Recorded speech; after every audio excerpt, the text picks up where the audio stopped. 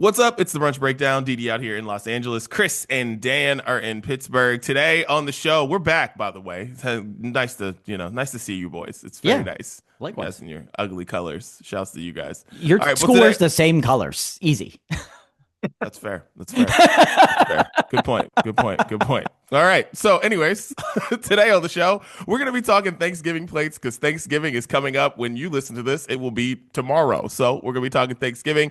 We got this week in football, and we're going to be talking about a new, I don't know, possible trend that's going to be popping up in malls with some TVs. And yeah, we'll see if we agree or disagree or like it or don't like it. We'll talk about that. And we got music, we got beer, we got so much more. It's the Brunch Breakdown. Dan, let everybody know where they can find this thing. Yeah, in case you forgot, we were gone last week and it's been a hectic time of year. But in case you need a reminder, anywhere podcasts are available, you can find this thing. New episode each and every Wednesday. Hit follow, subscribe. Episode comes straight to you. Okay? It's that simple. Full video episodes. A lot of visuals in today's episode. Okay? Forewarning you. Visuals in today's episode. So get to YouTube, get to Facebook, or if you listen in Spotify, it's right in the Spotify app. The full video episode also available on Wednesdays, but they debut at noon Eastern, 9 a.m. Pacific. But you can watch anytime you'd like after that. We're everywhere on social media at Brunch Breakdown. Give us a follow, give us a like, give us a little retweet while you're at it. Appreciate it. Share it. We appreciate you sharing it. We're thankful this time of year, right? We're thankful for you, and in return, you tell everybody about us. It's that simple. And then, of course, we're going to finish with music. We put that into a playlist. We call that the Sounds of Brunch. And this might be the greatest year in the history of the Sounds of Brunch. I'm just saying that right now. We're coming down the final stretch, and this thing has been on fire. I know I keep saying that, and I'm like truthful about that. It's been fantastic. Check it out exclusively on Spotify, updated each and every Friday. Beautiful. And for those who are new here, this is where we get random topics off our chest. Christopher Gates, the floor is yours. Well, real quick, speaking of retweets, I was thinking about this the other day. Has there ever been a worse brand transformation than Twitter going to X? Because it's been like 3 years and everybody's still calling that shit Twitter. Yeah. No. In the history of the world, no. Never been a worse one. I don't, yeah, honestly, has there been a worse one? Because usually when this happens, they go back to whatever they called them before. Right. You know what I mean? Our bad. They're just like, they try it out for like a year or so, and they're just like, all right, fuck it. Like, we're going back. You know what I mean? Right. It's like, yeah. When the It's Washington Commanders go back to Washington football team, I think X needs to go back to Twitter. Okay, there you go. Listen, I like I'm that. with you on that. Anyway, I'm with you. First domino. That's neither here nor there. What I want to say is that I think there is a special place in hell reserved for, that's right, I piqued your interest, reserved for adults with no kids who use the family bathroom. That's okay. I've been sitting on this one basically all football season, guys, because the amount of times at the football game I'm trying to use the family bathroom because this is as a dad of 3 girls, we play a lot of like bathroom logistics over here because like there's certain situations where Katie has to take the girls and then she's 1-on-3. So like ideally that doesn't happen. Can I take a girl into the men's room? Of course I can. Can I take 3 of them? Probably going to be an issue. So I love taking advantage of the fact that there are family bathrooms in a lot of places now, but a lot of adults have just seen this as an opportunity as like, oh, the line's too long. So I'm going to go in the family bathroom, have this cavernous bathroom all to myself and lock the door and then make the families stand and wait outside with kids who are about to piss their pants. Cause I don't know if you know kids, but like, they don't have that internal clock that says like, I got about 15 minutes till this is gonna kind of become a bathroom problem, right? They're just like, boom, I need to go. It's happening now. And so you got to get there. In every single football game this year that I've been to, I have had a moment where I'm standing outside there with 1 or more children waiting and waiting and waiting, all for just to see some lady come out of there because she wanted to like do her makeup in a mirror without being deterred. Like I cannot tell you how pissed off it makes me. And we were just at the mall the other day, and this happened again. And there's lots of families at the mall this time of year, and there are family bathrooms at the mall to help these people out. And then it's always just been some lady. It's always some lady is showing up in every circumstance here. Call her Karen. Karen is showing up in every circumstance here to screw up things for me and the other families, and it has to be stopped. There's got to be like a family bathroom bouncer or something. I don't know what we need, but we got to figure it out because I'm sick of this shit happening. And if that describes you and you're listening to this episode, just know that there is a special place in hell waiting for you when the time comes. That's all. I mean, I 100% agree with that because here's the problem. Like, I have no problem taking the kids to the bathroom. I'm with all 3 kids by myself a lot, so it's no big deal. But the problem is when there is a family bathroom available is that, like, men's bathrooms are disgusting. And I've mentioned this several times in both iterations of this show. I'm like, I don't know what day that I missed at school where it was, hey, boys, everyone get into a room and let me show you how to destroy a bathroom, how to not clean up anything, how to piss everywhere, how to poop everywhere, how to not flush the toilet, how to not do anything. Like, I don't know what day I missed. And I just don't know. Maybe it was because I grew up around like basically all women and like my dad for the most part with my aunts and everybody across the street and all this stuff. And I had an older sister. Like maybe that's what it is more than anything. But it is unreal how disgusting men's bathrooms are. Like it's like when the kids are in there, it's just like, please, for the love of God, don't touch anything. Like don't even nothing. Like because some people think it's like, oh yeah, like you don't want to bring girls into the men's bathroom because they'll like see something. No, that has nothing to do with it. That's not it. No, that is not it at all. It has everything to do with just like the disgustingness of dudes and how they were taught to just destroy a bathroom and just make it be absolutely disgusting. So yeah, I'm with you. The family bathroom, like if you're not a family, what the fuck are you doing? Because then those people who destroy the men's bathroom destroy the family bathroom.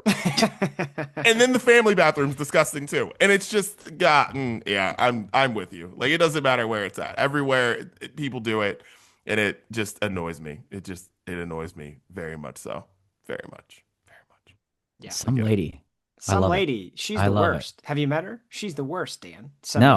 No. This is fascinating. And like lives at the age where she does not want to go into the men's bathroom anymore. Ugh. You know, and then I don't look at me. I don't either. So no, I feel you. Dude, yeah, no. I'm with you, Liv. None of us do. And then like I like the 1-on-3 bathroom juggling in a men's bathroom is just absurd. Like I've had situations where like Hallie is 2, and she's picked up the thing that's in the urinal. Yeah. Oh. And walked around with it because it's impossible. You're like wiping a kid's butt and trying to keep the other 2 contained. Like it is a nightmare. It is a night. So the family bathroom is awesome. Let's keep it that way. Woo. Yeah. The family bathroom is essential. There needs to be some kind of code. There needs to be some, I don't know, AI software that scans your face. Ooh. There you go. I like something. Like there needs to be something that makes this work. Like for the family bathrooms. Is your face old and you're not next to a young face? Can't get in. I mean, it's fair to be like, if you don't have a young face next to you, like, what are you doing? See? Dan, get it off your chest. Let's go. It. Certainly, boys, 'tis the season. Happy holidays. Happy Thanksgiving to everybody. And 'tis the season for holiday commercials. Hell yeah. Right. We love them.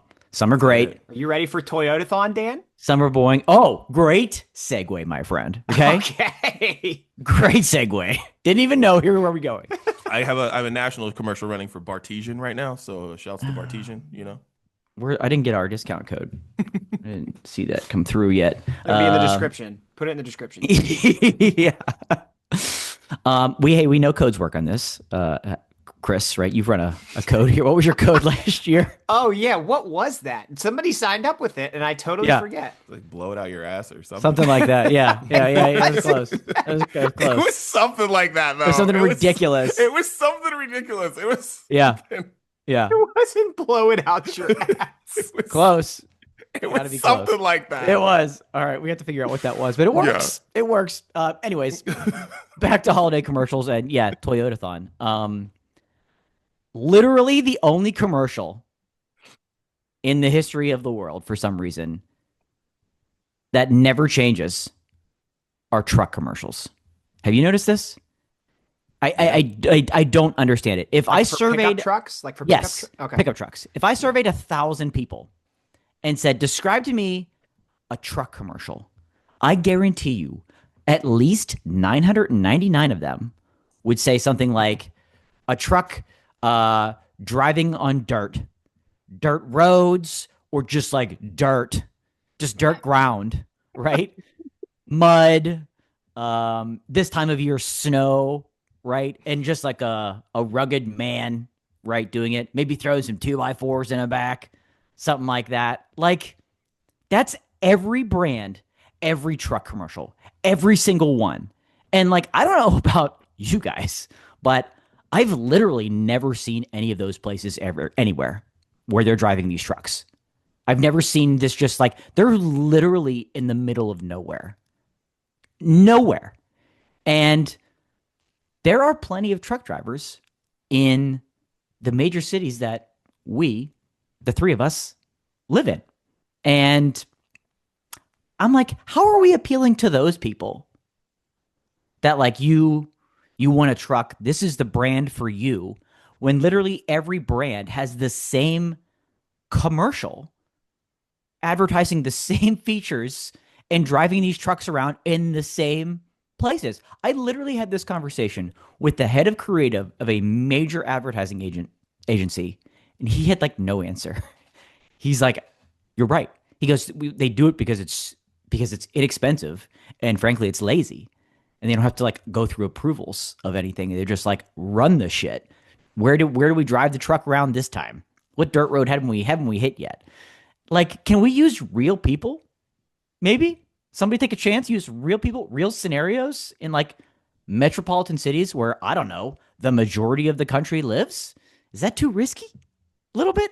Like, I'd love to just see somebody, driving. They maybe got dropping the kids off at school, a couple kids in the back, right? Then they pull into their regular job. They park in a parking garage, right? They fit underneath.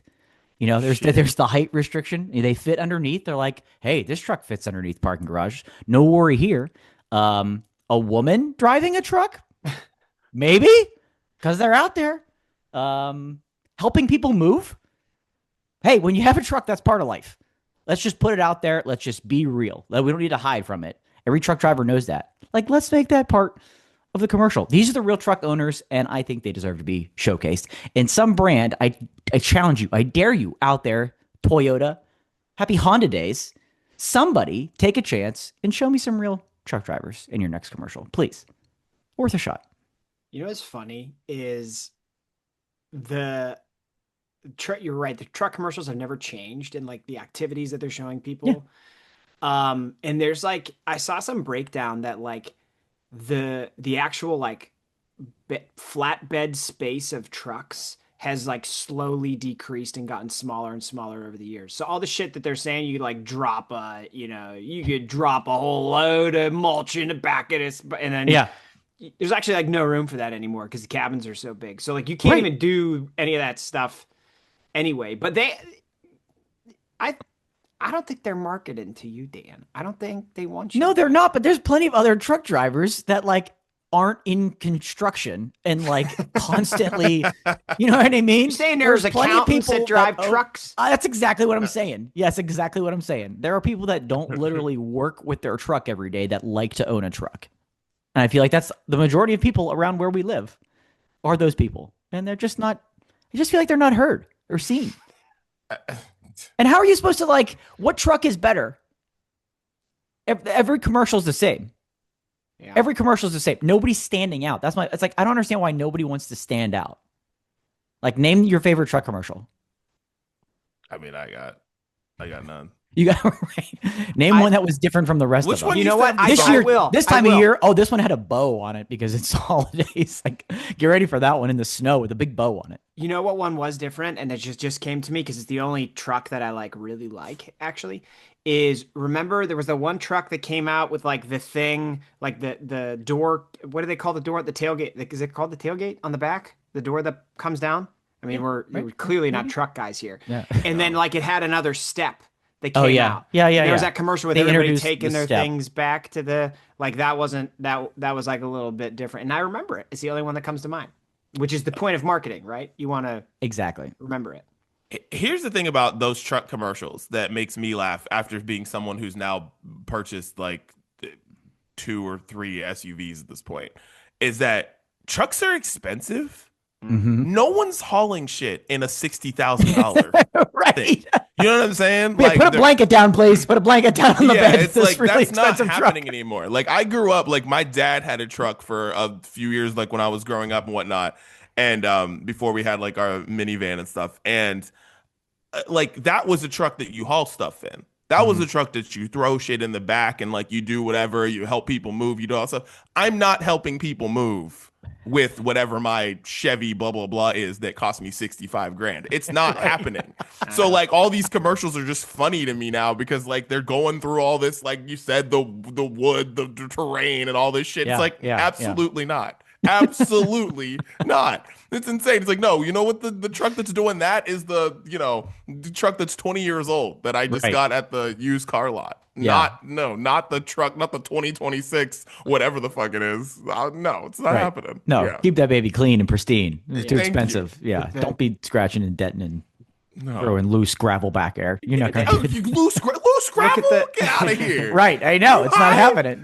Please. Get out of here. I say this with Wranglers too. Look at the rims to know if that person ever does any of that stuff with that car. Yeah. Because they are not taking $5,000 rims off road.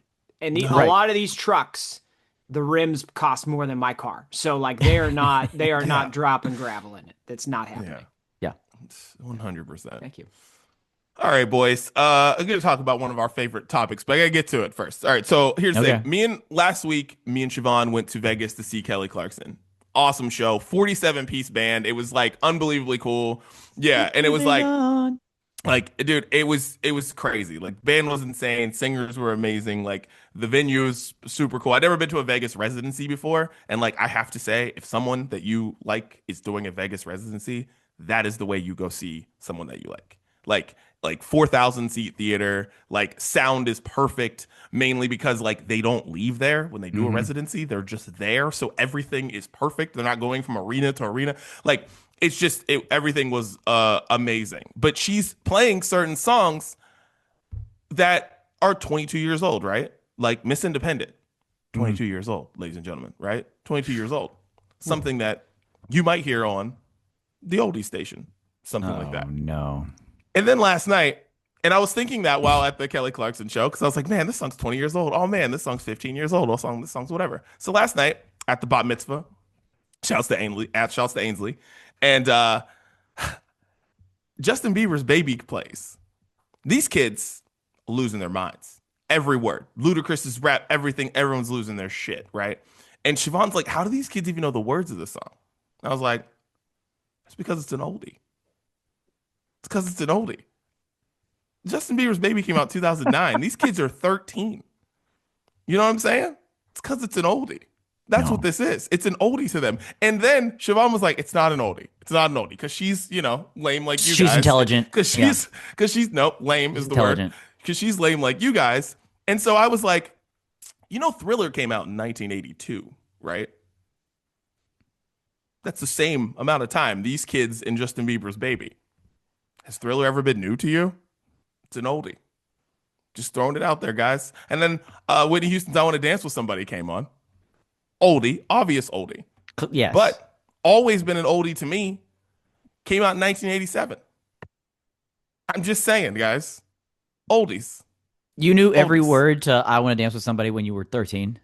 When I was 13? Yeah. 100%. That song was played a ton, but it was never new to me. It was always an oldie. Always an oldie. Always an oldie. Chris, I don't know what to do here with this guy anymore. So I just want to say, like, don't be afraid to call certain songs oldies that have been around for a really long time. I feel like it can't be an oldie unless they're like played in a Apple-bottom doctor's jeans, office. boots with the fur, oldie. They need to be played in a doctor's office for me to consider them an oldie. Oh, okay. Well, I feel like it needs to be that we need to be there. We need to be there. I think you need to go to the dentist's office, because the dentist's office, I know in my experience, they're the ones that always have the station playing. Dentist's office, they always got it going, and it's somebody who spent a lot of time at the dentist at the beginning of this year. Yeah, they always have the oldie station playing, and I gotta tell you, you'd be surprised what you hear. Jeez. And you'd be surprised what you start looking back the years, and you're just like, wait, that's not that old. Then you're like, oh shit, this is on the oldie station. So just want to let you guys know, we ain't young. Also, there's hosts are becoming very popular at parties now, because like you have to get kids off their hosts. So you have to get like people hosting with the microphone, like telling kids to get up, get down, jump up, jump down, do whatever. The hostess. No, not hostess. Hostess cakes. A host. It's classy. So, get the Christmas trees this time of year. And I found them to be very annoying, but now I find them to be very effective.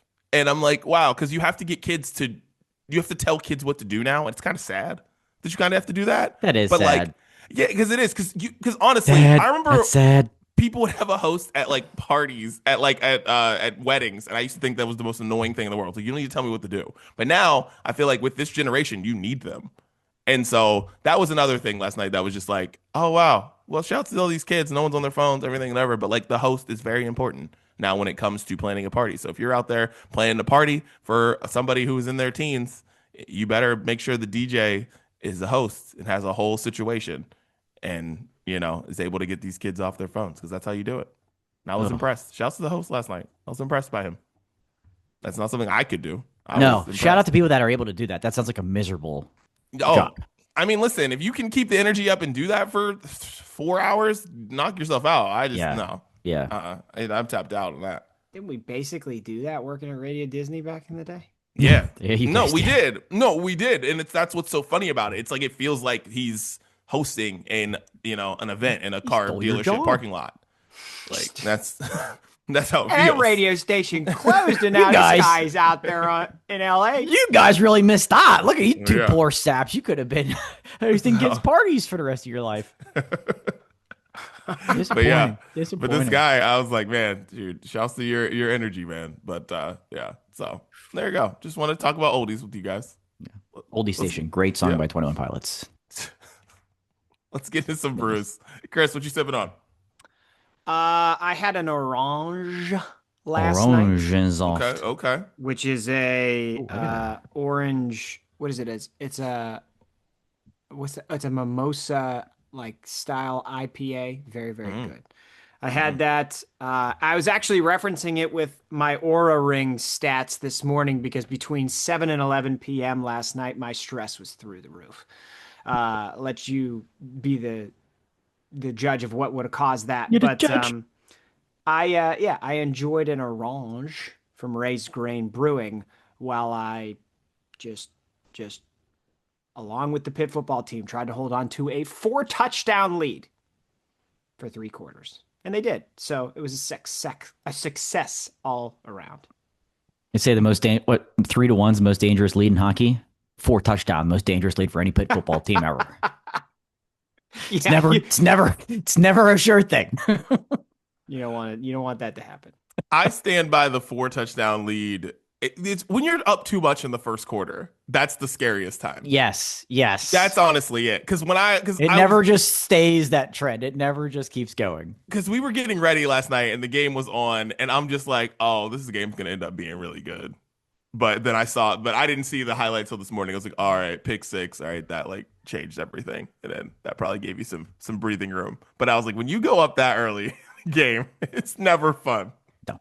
It's never fun, especially when you enjoy teams like ours. Like, it's just never fun. No. If you're Georgia and you go up by 4 scores in the first quarter, you're like, all right, let's go back to the tailgate. Yeah. Let's go back to the parking lot. Yeah. Right. No. Any of our teams, it's not. No. It's not fun. Strap in. It's going to be a journey. Yeah. It's like, well, at least we got some breathing room. I hope you enjoyed that 15 minutes, because the next 45 are going to be hell. Yeah. All right. Alessian Brewing Company Space Dust IPA. I drank this in Vegas while eating some hand roll sushi, which Hand roll sushi is my personal favorite. That's my personal favorite way to eat sushi. Hand roll, they hand it to you, and I just eat it with my hands. That's my favorite situation when it comes to sushi. It's a great. Right. So yeah. So, but anyways, Space Dust IPA, perfect to take down some sushi. So yeah, Dan. I don't know if I've ever done beer and sushi before. Oh please. I usually go. I think I'm cocktailing with sushi, but I mean, do it how you will. But I know I want to give it a try. Sounds like some phenomenal finger food. Phenomenal finger foods. How about a rice lager? That'll go well. Get it? Hey. Yeah. And side note on this. Shouts to Save the Cosmopolitan again, and we did not eat there enough. So something to go back for, because all the food in there is incredible. Because it was raining, it was like torrential downpours in Vegas. Oh, geez. And so we were just in the hotel, just like doing all the hotel things, and I was like, we did not eat here enough. All of the food in that place is incredible. So we only ate there once. Yeah, so just to throw it around. I know part of being in Vegas is running around everywhere anyways. So it's not like our fault, but I was like, God damn, the food here is incredible. So there you go. Well, boys, one of the reason I was out, we were unavailable last week. I was in Orlando for the return and the 30th anniversary of the Warped Tour. To celebrate 30 years, they did 3 festivals this year instead of the classic like 28 city stop that they used to. Meanwhile, in Orlando, checked out a phenomenal brewery called Red Light. And they had a beer. It was unlike anything I had ever heard of before. It's called the Halo, which is named off of the Filipino dessert. And it was a milkshake IPA. If you're not familiar with the dessert, it was a milkshake IPA brewed with ube, which, if you're not familiar, is the purple yam, and jackfruit. And it just sounded so fascinating and interesting to me. Little Sabro hops in there. This thing was unfreaking believable. It was very creamy. You got it's like the sweetness of a purple yam. And there's just a touch of hops in there as well. It was, again, unlike anything I had before. This brewery was amazing. And if you're ever in Orlando, check out Red Light. The Halo was, tell you boys, I gave it a 4.5 rating on the old Untapped, which is serious territory for your boy, because I never really rate anything a 5. But the Halo, shout out to Red Light. Everything's double named. Not everything is double named there. I just realized that the brewery and the beer. But it was so good. So good. Beautiful. I just had to stop a fight. So yeah. No, it's all good. You're good. You had to stop a fight. Yeah. Classic. Well, cheers, boys. Classic. Cheers. How was your time in Orlando? That was great. Yeah. It was great. It was a blast. Yeah. Really good time. Festival. I'll get into the festival a little bit later. Warped Tour was it was great to be amongst friends and people of our age. Let me just tell you that right now. Nice. Let me tell you that right now. That was a delight. It's beautiful. Yeah. Well, boys, cheers. Cheers. All right. Let's get into the maineth menu. Let's Thanksgiving plate this thing. Let's go. I'm ready to talk Thanksgiving food. Let's go. Let's do it. All right. Build your Thanksgiving fantasy lineup with $20, which I think is too much money, but we're going to do it. Don't you guys think this is too much money? I actually, we've done this right. a bunch of times, right? Where there's 5 different price ranges. Everything's worth $1, $2, $3, $4, $5. And then there's 5 categories: main course, potato dish, side dish 1, side dish 2, which is ironic because potato dish is a side dish. Anyways, and dessert. I actually think this is the hardest one we've ever done. Now, typically, I agree with you that $20 is too much money. But I had this is the hardest one we've ever had to do for me in terms of building the fantasy Thanksgiving lineup without leaving something on the table. Pun very well intended here. I think it's way too much money. Me too. Me too, dude. Like, Way too much money. As a family, we just ate at Moe's for 5 people. It was $47. What do I need $20 worth of food here? This is ridiculous. Shouts to Moe's, man. I ain't heard Moe's in a minute. Dude, welcome to Moe's Moe's. is still out here? Dude, Shouts to Moe's. Yeah, and the kids' deals are incredible. You got to go back to Moe's. Shouts to Moe's. There you go. All right. Well, Dan, you brought this to the chat, so why Yeah. don't you give us your plate first? Go for it. Yeah, let me I'll run down my plate. And again, this is one of those things, right, where you don't necessarily have to pick one from every category. But the categories are really, really good. Again, the main course is typically there's a bunch of protein options there, potato dish, your side dishes, your dessert. Here's what I love about this graphic that we've never seen before. Extras at the bottom. I love this. I absolutely love this. So if you think you have too much money, go to the extras, boys. And before I get to my dish, I want to point out the extras. Gravy is $3. Biscuits are $2. Hawaiian rolls and or cornbread are each $1. I love that. I think that's a great touch on this. But let me run down my Thanksgiving meal with my $20. For me, looking at the main course, you've got whole turkey ham, just the white meat, just the dark meat, or the tofurkey. I'm a dark meat fan. Which is fantastic in this scenario. That's $2. That's it. $2 for the dark meat. I'm in good shape all day. Potatoes, this is where I had to sacrifice a little bit. Mashed potatoes are $5. That's probably where I prefer to go. I'm trying to save a few bucks on the potato dish, so I went roasted potatoes. What are you saving a few dollars for? You'll see. So roasted potatoes, $2. All right, keeping it low. Dan's so gonna far. get 17 pieces of pecan pie. Side dish one, I had to go from this category because stuffing's there. It's the $5 one, deservedly so. It's the best side in the history of Thanksgiving. There's no question about it that I'm not picking stuffing. So stuffing is $5. So all of a sudden, now we're dishing out some dough. Side dish two, this is where it got tricky for me too. My heart, my gut tells me mac and cheese, but it's $5. Can't do it. So per most Thanksgivings as an adult, I try to at least get one piece of green on the plate, right? Try to get one piece of green.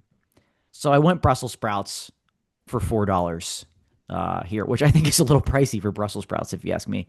But Brussels sprouts, $4. Okay, so that takes me up to what? $5, $9, $13 so far. Is that math right? Yes. Okay, dessert. Last category. Oh, I'm not even going through them. It's pumpkin pie. It's the $5 pumpkin pie. I don't need to explain that. You boys know why I'm at pumpkin pie. That takes me up to $18 all of a sudden. My plate's full. $18. I got $2 left. What am I going to do? Throw in a biscuit. For $2. And I'm a happy boy. And I don't need the gravy because I got the dark meat. And I didn't get the mashed potatoes. See, it all works out. It all works around. So I don't need that gravy. Because gravyless, if you go white meat and you don't have gravy, you should be locked up. You should be locked up and seek help. So that's my plate. Dark meat, roasted potatoes, stuffing, Brussels sprouts, pumpkin pie, and a biscuit on the side. You got any coupons, Dan? You could save some more money if you got coupons. You got to save. Good God. Chris, what's your plate looking like, sir? All right. Mine's pretty simple here. I love ham and I'm a white meat guy. Okay, so I'm going to get both of those, load up on my protein. Whoa. Good place to start. Let's go, baby. Let's go, baby. Damn, $7 in. You already got I know. proteins. This is a shock to Dan. Dan only paid $7 when he got to the dessert row. I spent $7 on the main course. So Dan and I are going in different directions here. Yes, we are. So that's $7. I'm doing mashed potatoes. That's another $5. So that gets me up to 12. I'm doing stuffing, so that's gonna get me to 17, and then I'm just dumping a whole shitload of gravy on this and then we're good to go. That's it. Get me the meat, get me the potatoes, get me the stuffing. Okay. Drown it in gravy, and I'm having as Dan said, I'm a happy boy. Dude, There you go. thank you No for dessert. your service. No dessert. How about you? Thank I'll you have for your dessert. service. I'll have leftover dessert tomorrow. Yeah. When it's free. Yeah. Half off next day. You know what I mean? Yeah. Well, you guys know me. Ham. It's ham Yeah. all day. Yeah. Then stuffing, that's $5. So we're up to $9. We got the $4 apple pie. We're throwing that in there. And then mac and cheese also. So 5, 10, 4, 4, 8. 18. And then throwing it in there. And this is like the steal of the century, or the person who made this list, whoever made the greens for them, like they just weren't good or something. I don't know. Because, like, in my opinion, collard green should be like $5 if they're made right. So, but anyways, it's $2 here. So that's what I'm taking. So there you go. Ham, apple pie, mac and cheese, stuffing, and the collard greens for $2. That is my plate right there. And because usually I don't want anything green on my plate when it comes to the holidays that I enjoy, which is Christmas, Thanksgiving, and 4th of July. But collard greens are different. They're made with fat. So it's really, they're Yeah. not healthy. Like if someone tells you that collard greens are healthy, don't eat those. Do not eat those, because they are not, collard greens are not healthy. They're not supposed to be, they're just not. Like, they're literally made with fat and a lot of stuff in there that makes those taste really good. So shouts to that. But anyways, yeah, that's my plate. I think we got some good plates there, guys. I like Really good these plates. Really good plates. Do you put anything on your ham? No, I don't put anything on the ham. No. I could go either. I'm a big mixer with food, though. That's the thing. It's like I'm taking bites out of my plate is like, Ugh. That's the thing. Like, I don't just like have a little separate part right here, a little separate part right here. No. Everything's, once it's on the plate, it's like ham bite, mac and cheese bite, and then just going in, I like to pair my protein bites with some type of like carb, right? Okay. So like I'm pretty much always having stuffing and a protein in every bite together. Not mad at that. With ham? Yeah. Yeah. But what the thing I was going to say to start off is like ham is actually probably the only thing on that plate that like I could do without gravy or anything else, because it has like a unique flavor to it. So I could do that on its own, but like I'm pretty much, when it's Thanksgiving, it's just like give me the gravy thing and just we're pouring it on everything. Oh yeah. Gravy boat city. Yeah, I'm more of like a Gravy boat at brunch. like slop bucket Thanksgiving. Is just give me Maybe that should be Broth. people start putting gravy on, is the mop that they do for like barbecue and ribs. Just slop bucket it, just yeah. I'm gonna start serving it that way. Slop bucket brunch. I put hot sauce on turkey, so that's what I throw hot sauce on. What? Yeah. I hot see sauce that. the turkey. So, yeah. Wow. Yeah, but gravy's fine. It's just, I just don't, I don't need it. I don't need it. Okay. Yeah. All right. All right. Well, it's time for the segment that's sweeping the nation. This Week in Football. And, all right, here we go. Dun dun. This Week in Football. We have to come up with a better name for this segment. I don't get what we're doing here. Okay. We agree. Next topic. This is stupid. Okay.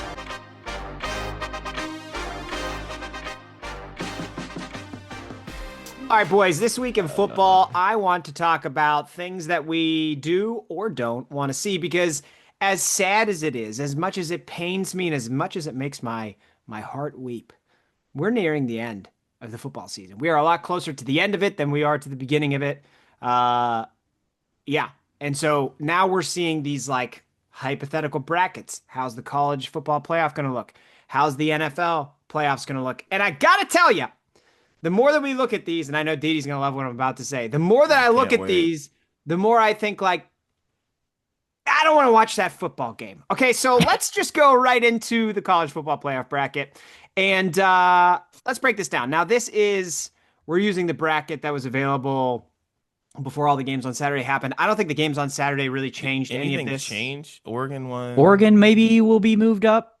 Yeah, but I'm just like, did anybody lose? Did anybody lose? I don't think so. Because Texas A&M. Most of the teams that lost yesterday were like 15-25. A lot of teams. Oklahoma won last night. Yeah, all these teams won. So yeah. All right, so we're good. Yeah, so like as I'm looking this over, like obviously the top four teams are the best teams. I also think Notre Dame is very good.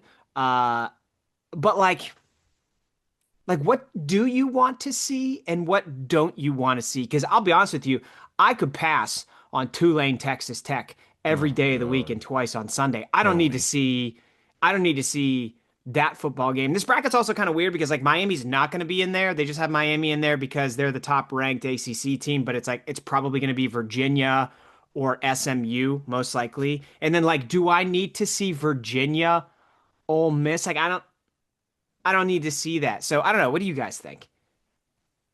It's funny. I don't want the group of, what is it? They call it the group of five. Is that what the thing's It's called? now the group of 6 because there's only a power 4. Okay, so the group of 6. I just don't want them in there. I just don't want them there. I don't care who they play. I don't want them around. I want them nowhere to be found. But honestly, with the way that college football is shaking out this year, and I know this is against what I believe, I actually am not gonna hate on this 12 minus Tulane. Like there should be an actual school in there, like an actual football team in there or something, not, Tulane or whatever the group of 6 is. But I actually want it, and it's like the matchup that I don't want to see. Like I'm not in love with this Ole Miss team, I guess. So I kind of don't want Ole Miss. I really don't want Ole Miss Miami. I would actually, if we took anyone out, it would be them. Really? Both those teams, because I don't think that Ole Miss team is good, and I don't think Miami's good. I don't think either team is good. That's fair. I don't think either team is good. I definitely. But everything else I like. It's like everything else I like. So it makes me not hate the 12, but also makes me wish that it were just 8. Yes. That's my number.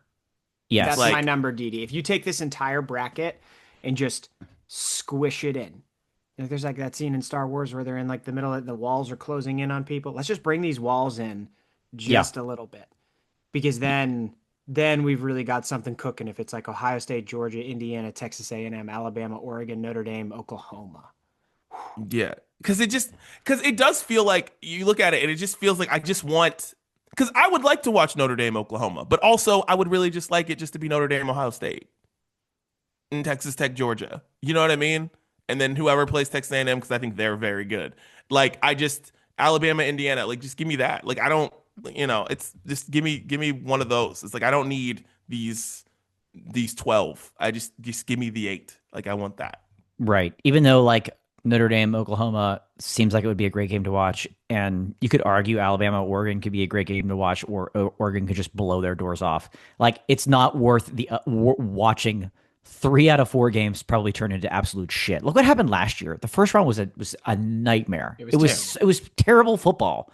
So yes, and first of all, before I go any further, I love how we're like looking at the games that we don't want to see. I think that's a great focus because otherwise this turns into an episode of First Take. And like we're just like previewing college football games 6 weeks before we actually see them. And like we might as well call this like if the season ended today brunch, because it doesn't. So I love the fact that we're like, this sucks, because it does. And that's what we're here to do. I'm with you guys. Like, let's narrow this bad boy down to 8, because those 4 games on the outside, 3 of them are not all that interesting to me. And we just need to get down to the skinny. We just really need to get down to the skinny because, and here's the thing, Texas Tech and Georgia, is that game even going to be good? Probably not. It might be because like it could, but it might not be. It might be because I actually don't think Georgia is that good. Like when I look at this bracket, I'm like, I think 3 teams can win the national championship. Like I think Ohio State, Indiana, or Texas A&M could win it. I don't think I might toss Notre Dame in there just because of how much they've been obliterating people lately. But I don't think the rest of these teams can win it. Here's what excites me, that Notre Dame and Ohio State cannot meet in the championship game. So I love that. I love that one of them is going to be eliminated in the second round. Oh, trust me. I love that. I'm a big fan of that. The committee will make sure that is a possibility. just letting you know. All of this a is sudden, the reason why Notre Dame slips to the other side of the bracket. just letting you know, there is a reason why there is a committee picking this. They will make sure that that we don't get Notre Dame, Ohio State in at least the second round of this thing. Like they will make sure that it is a semifinal or a possible champion. They trust me. They will make sure. They will make sure. Yeah, because that's just what this nightmare scenario has turned into to me. Is like, what team do I want to see least in the final? Ohio State's at the top of that list. I'm rooting for probably anybody else not named Alabama because they're not going to make it either. They're not consistent enough to win 4 games against these tier of opponents. They won't do it. So it's going to get interesting. But I think these first rounds are trash. 3 out of 4 of them are trash. And we're going to, again, at the end of the day, go, boy, should have just started with 8. Would have been fine. And they're already, like, it seems like they're going to expand this to 16, which then when they expand it to 16, it sounds like they're going to get rid of the conference championship games so that they're not just continually adding games. It's like, dude, if you would just reduce it and then keep the conference championship games, which people actually enjoy, like that gives kids the opportunity to win something. Schools, they're just, it's just completely unnecessary. All right, let's go over to the NFL. One sec. Can I propose something to you boys? This is what college football should do. Definitely not 16, but I think they should every 4 years we get to 12 teams. Okay? So I think 1 year it should be like next year starts it off 2 teams. We're back to 2 teams for the national championship, right? Then the year after that we go to 4. Then the year after that it's 8 and then it's 12. So then everyone knows that every 4 years you have that shot. And then it's like, oh, we got it. Then it resets? Because it's 12. Then it resets back to 2. Oh. 2, 4, 8, 12. We just do that every 4 years. It's just different, trying to figure out the national championship. Because, like, every year, like, this year we had a nice conversation about 8, how we really don't need to see 12. I don't think we ever need to see 12. But, like, if you did it every 4 years, it's like, oh, shit, my squad's got a shot. Like, we got a shot going into this year. Like, look how happy you guys are because you may have a outside, somewhat puncher shot to get into the 12. But if it's 8, you're not even having that conversation. No one's firing their coaches. Everyone's like, you're not firing your coach in the year of 2. You know what I mean? Like, you're not. You're just like, we're just going to run it back. You know what I mean? But, like, in the 12, you got to fire a coach every year because that's just what you got to do. It should be in the 12. But, like, James Franklin still has a job if there's only 2 teams for the national championship this year. Right. You know what I mean? Like, no one's taking that serious. Like, all right, well, it just wasn't our year. But we better be ready for that 12. Excuse me. You know? He does have a job, by the way. I forgot. He's already been fired and hired already. And it's not even December yet. That is yet. a wild scenario. I would be okay with even the committee saying, like, year by year, like, we've decided that it's going to be 8 this year. There are not more than 8 teams that we think are good enough to be in this thing. Exactly. Yeah. You know, like in soccer, how at the end of the game, they're just like, oh, we're going to add 6 minutes. Yeah. You know? Yeah. Or sometimes it's like 1 minute, finish this shit. So, like, I do that. Just say, like, no, you know what? We taking a look. And, like, we really don't think Tulane and Miami need to be in this thing. We're going with 10. And then, like, you know, you just get some random matchups. I don't know. I don't think anything's better than this, and it's going to get bigger, and I don't think that's necessary. It's just not. I love that. Let's go to the NFL, though, because the NFL, I'll be honest with you guys, like, every time I look at this thing, I'm just like, is anybody good? Well, that's literally what we were just talking about. I was going to say, like, you could do the same thing in the AFC and be like, listen, this is just not the same AFC. We're only taking 5 of you guys this year. I'm sorry. We're just not, there's not enough good. We're going to bring in some friends from the NFC to just balance things out because this is just a mess, especially the AFC. If the NFC doesn't win the Super Bowl, it's a joke. To me, it's a joke. The AFC is just a complete disaster. Who's good? I mean, for once, it's kind of fun to not see Kansas City, Buffalo, and Philly just be like the cream of the crop at the top. And there's some just chaos looming everywhere. But, like, is that a good thing? Like, I don't know, because I don't know if they're good enough. Yeah, I get there's more parity in the NFL, but, like, I remember when the Steelers won the Super Bowl 40. They like barely made it into the playoffs. They won 3 road games and then won the Super Bowl. I don't think that can happen anymore. Because I think that like there's like 2 or 3 teams that are so good that it's like we're just playing this tournament for stuff to watch over the holidays. Like, I don't know, man. I think Philly's good. I guess Denver's good. I actually think New England's better than Denver, but like Buffalo should be the best and they can't win games. Yeah. Do I really think Daniel Jones is going to win a Super Bowl? No. They're Not if good. they have to go on the road, that's for sure, I'm sure. The Chicago Bears are the 3 seed in the NFC. Like, okay. Green Bay should be way better, but they can't figure it out. So it's like Philly, the Rams. I actually think the Seahawks are one of the best teams. And then like the Patriots. Like I think those are the 4 teams that are actually good. And then we're just screwing around with the rest of this. Like, I just think Buffalo's only good because they have Superman. That's it. Yeah. Like, they've just got Josh Allen. So they have a shot, but also they can lose to anyone. Literally anyone. So they could lose in the first round to, as it says right now, playing the Steelers. They could lose to the Steelers in the first round because they're just that. I don't understand Buffalo. I just don't think they're that. I don't think they're that good. They just have Josh Allen. So it's like Buffalo's the one team that in the AFC, it would be fun for them to go to the Super Bowl because they're a team that could go, but it would all just be because Josh Allen just like accounted for like 400 yards of total offense and just like put everyone on his back for 3 games and just like got into the Super Bowl. Like, he could do that. Where's Detroit? Outside looking in. See, right now. Like, what are we doing? I just don't think it doesn't make any sense. It's all going to shake itself out. But the problem is Philadelphia is going to win the Super Bowl. And like, they are the team that is like what I always talk to people about all the time, where I'm like, I would rather my team be entertaining than win a championship.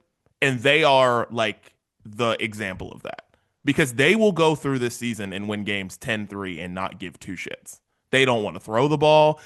Everybody's mad at each other on the offense because they don't do anything. And I'm not even mad at AJ Brown. I'm not even mad at him anymore. It's like, what are you guys? They don't do anything. They're not even trying to score. They don't care. They're just like, no, we're going to win this game 14-10 and we're going to keep it moving. And it's the worst. And they're on TV all the time. And like, they're going to go to the Super Bowl and they're probably going to just because they're the only team. Them and the Rams, I think, are the 2 teams that I think are really good, like really, really good. The AFC is whoever the hell makes it. It just better not be Denver because I'm not.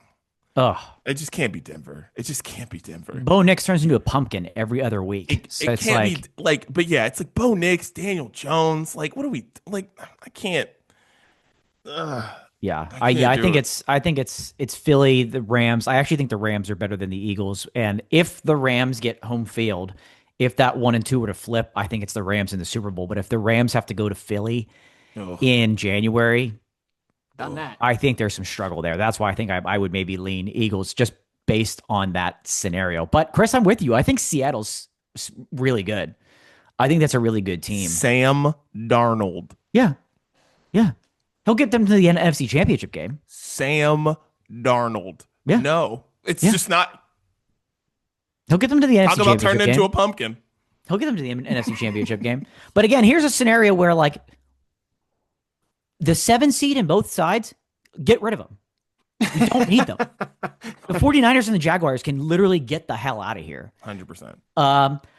New England, I can't make up my mind on New England. They've had one of the easiest schedules out of any team in the league. Here's their wins, some of their wins. The Panthers, they did beat the Bills, but the Saints, the Titans, the Browns, the Falcons, the Jets.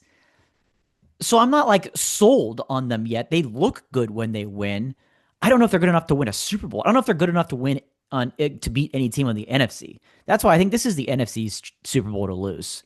I think between the Eagles and the Rams, there's nobody that can beat either of those teams anywhere in this bracket. Yeah. Drake May, I saw enough of him in North Carolina to know he's going to win a lot of games and it's going to piss me off. So I could see them running through this bracket. It just makes sense. And they'd have one hell of an easy road to get there. They could have a really, really, again, if they played the Jags and then the highest remaining seed, right, from above, like it could be the Colts or the Steelers. Like The Chiefs are going to get in here. Of course. Don't say that. Don't The say Chiefs that. are going to get in here. It's going to be Chiefs and Lions in the Super Bowl. That would be crazy. That would be absolutely wild. Yeah.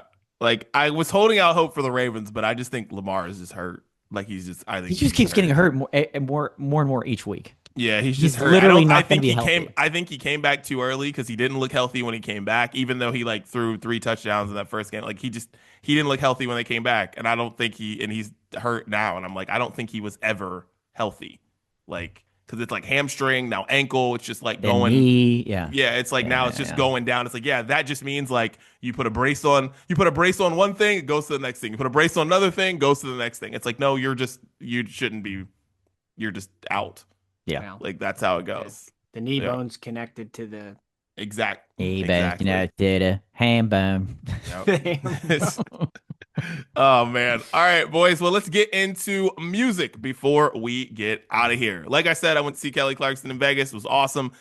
She played this song that I'd never heard of that's on like her like 4th album. It's called Didn't I? And the reason why she played it is because like she has this insane horn section, string section that were just absolutely killing it. And Didn't I is the fucking jam. So Kelly Clarkson, Didn't I? Very nice. Very nice. That's I was gonna say that's surprising to hear a song that we don't know of Kelly Clarkson. She's got a lot of bangers, man. It's one of those. She's one of those where you're like, wow, she has a lot of hits. Like she probably just kept playing them, right? And you're like, damn, I forgot this is a hit too. When you're an oldies artist, you got a lot of time to rack up the hits. And then the album tracks and shit, dude, it was cool because it was just like, because she talked a lot during the thing. So it's called Kelly Clarkson Studio Session. So it was like you were in a studio with Kelly Clarkson, and the musicians were like not all touring musicians. A lot of them were like session musicians. So she was like, when we were doing this song, we were like, man, we can't get it right. And it was like, so we called up Chris because like we knew he could get the bass guitar right on this song. Nice. And I was love like, that stuff. This was it was like it was super cool like that. But yeah. So yeah. What do you listen to, boys? Let's see. I'll go next. I'm going to give you 3 songs this week. I'm going to rate the top 3 performances from Warped Tour Orlando last week. A lot of new artists on there, current day, and some throwbacks to when Warped Tour was a real thing. So I'm going to go 3, 2, then 1. My third favorite performance of Warped Tour came from Yellow Card. Those boys, they still got it. Violin, it kicks some serious ass. You know what I mean? In pop punk world. And I'm going to put Lights and Sounds on there from the 2006 album by the same name, which is also wild because that song will be 20 years old next year. Hearing it live, I'm just like screaming, and they were great. I was kind of surprised. I'd seen Yellow Card before, but the performance they gave at Warped Tour was phenomenal. So Lights and Sounds, number 3. I like it. I like that album too. My first one is from a band called No Pressure. No Pressure, their lead singer is Parker Cannon, who is the lead singer of The Story So Far. And it's funny because like when I first stumbled upon No Pressure a long time ago, I thought I was listening to The Story So Far, but I wasn't. It's a completely different band. Their style of music is not like that much different than The Story So Far, but it is like a little bit more melodic, whereas Story So Far is very like punchy and hard hitting. And they've been off for a while, but they recently dropped a couple of songs out of nowhere, which is very exciting. So they put out a song called Good Enough, which is the one I'll put on the playlist. Anything he does, Parker, I'm a huge fan of. So I'm excited they're back. Wale just put out his new album a couple weeks ago. It's called Everything Is a Lot. And the only thing I could think of when I listened to this album was like, Wale is just really good at rapping. Just really good at rapping. And just listening to the album was just like, he has just been really good at rapping since 2008. And it's just really, it's just so, and if you're a Wale fan, you will like this album. And it's just like, make you want to just go back and listen to more Wale. But like, this album is just really good. And I'm just listening to it in the car and I'm like, he's just really good at rapping. And it's just like he's not the biggest rapper, he's not the most popular rapper. And it's like, and there are singers like that too, where it's just like, this person's just really fucking good at singing. Like, and I just want them to be able to sing for their whole life. And I just want Wale to be able to rap and have people give him money to tour and do the things so he can just continue to just be really good at rapping until he dies. Like, that's all I want. Like, because he's just really good at rapping. I love it. I love it. Number 2 ranked performance from Warped Tour Orlando, Mod Sun. Dude, this dude like gave an absolutely incredible performance. You could tell how like excited he was to be there performing at Warped Tour for a huge crowd. He might have been the MVP of the weekend because then he would like show up to other people's sets and sing. He's like friends with everybody. He's like, everybody like praises him for how good of a dude he is. Been through a lot in his life previously and is like doing much better now. And he's been on the Sounds of Brunch many, many years. We love ourselves some Mod Sun. So I'll throw Karma on the playlist. He's just like walking amongst the people too, like not in VIP, just walking around. I'm like, holy shit, there he goes. Just like awesome. He had an awesome weekend. Number 2. Do you think anybody said that when we were walking around Warped Tour in 06? No doubt. 100%. Yeah. That's Dave from Skunk 11. Yeah. All right, my second one is from the band Rufio, their song Above Me. It came on like a shuffle when we were driving around in the car. Rufio is a very, very fast-paced pop punk band, and my daughters loved it. They were like headbanging in the back seat. I was like, all right. So we listened to Rufio for a solid 20 minutes in the car, and it was a joy. So they're going on the playlist today, thanks to my kids. Nice. All right. Gonna throw a little Wicked on the playlist because I went to see Wicked for Good on Thursday night. Super good. If you saw the first one, you liked it, you're gonna like the second one too. They stretch it a lot. If you've seen Wicked, then the play, because like you gotta make it a 2-hour movie. But I was like, it doesn't need to be 2 hours. But anyways, super good. I'm gonna put For Good on the playlist because that's like the main song from Wicked, For Good. So yeah, check it out. Enjoy it. Go see Wicked. Nice. The best performance of the weekend at Warped Tour Orlando.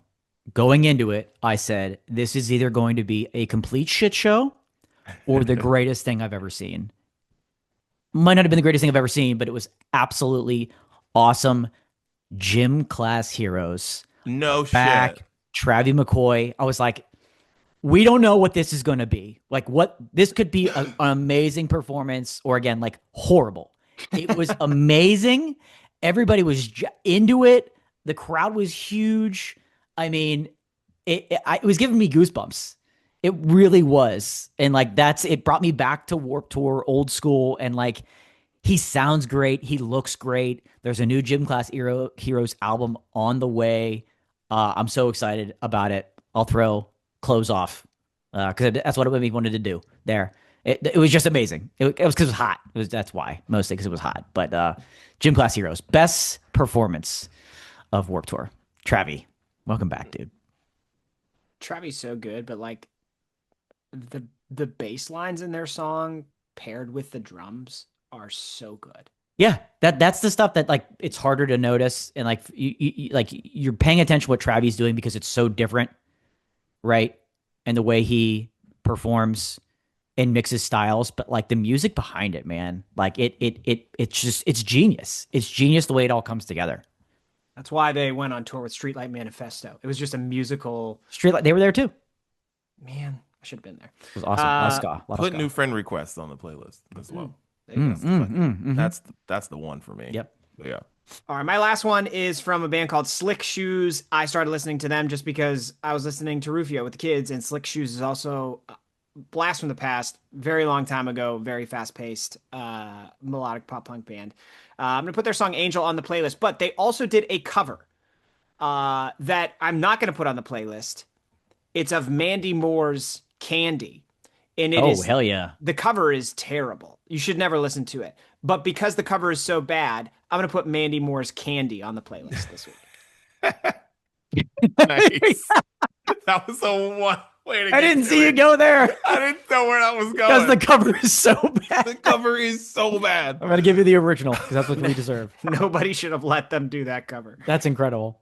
Now I'm going to have to listen to the cover. Shit. Yeah. It's so bad. Well, that's what we're listening to. Make sure you check out the playlist, The Sounds of Brunch. Tell Siri, tell Alexa to play The Sounds of Brunch or exclusively on Spotify. All right, boys, any final thoughts on the brunch breakdown today? Oh, man, I have so many thoughts in my head that I don't know that I can properly articulate them, but I'm just the ones that keep coming to my mind are blow it out your ass in the family bathroom. Like that's what keeps coming to my brain here at the end of this episode. Well, yeah, you'll do that maybe if you had your Thanksgiving plate and throw in that extra gravy, baby. Gravy's always $3 extra. Never forget. And that's the brunch breakdown. We're out.